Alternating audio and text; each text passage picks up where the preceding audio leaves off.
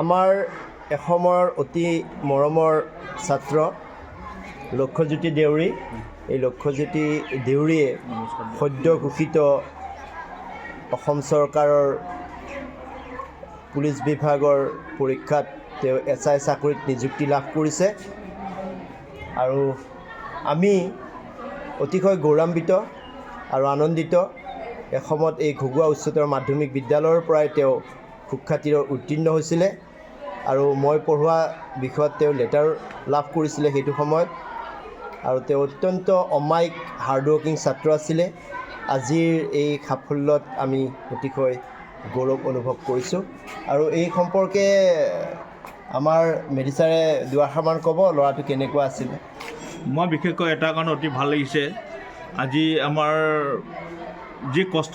আমি যি কষ্ট কৰিলোঁ সেই কষ্টৰ বিনিময়ত আমাৰ ছাত্ৰই মানে আমাক সকলোকে এটি আনন্দিত মন আমাক দিছে আৰু তেওঁৰ ভৱিষ্যত উজ্জ্বল কামনা কৰিছোঁ। আৰু মই বিশেষকৈ তেওঁলোকক পঢ়াইছিলোঁ গণিত বিষয় আৰু গণিত বিষয়ত তেওঁ অত্যন্ত এজন ভাল চোকা ছাত্ৰ আছিলে, বৰ মেধাৱী। এইখিনিতে মই আৰু এটা কথা কওঁ, ভাল লাগিছিল। তেওঁ একেলগে কিন্তু 3টা চাকৰিত নিযুক্তি লাভ কৰিছে। তুমি কৈ দিয়া কি বিষয়ত তুমি চাকৰি লাভ কৰিছা?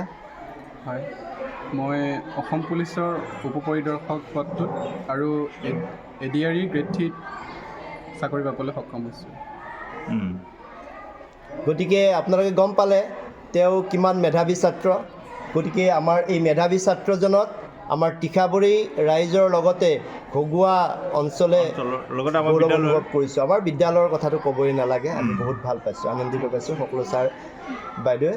এতিয়া তোমাৰ উজ্জ্বল ভৱিষ্যত, তুমি এজন সৎ ব্যক্তি হোৱা আৰু সমাজক শুদ্ধ পথত আগুৱাই লৈ যোৱা, তাৰে কামনা কৰোঁ। নমস্কাৰ, ধন্যবাদ।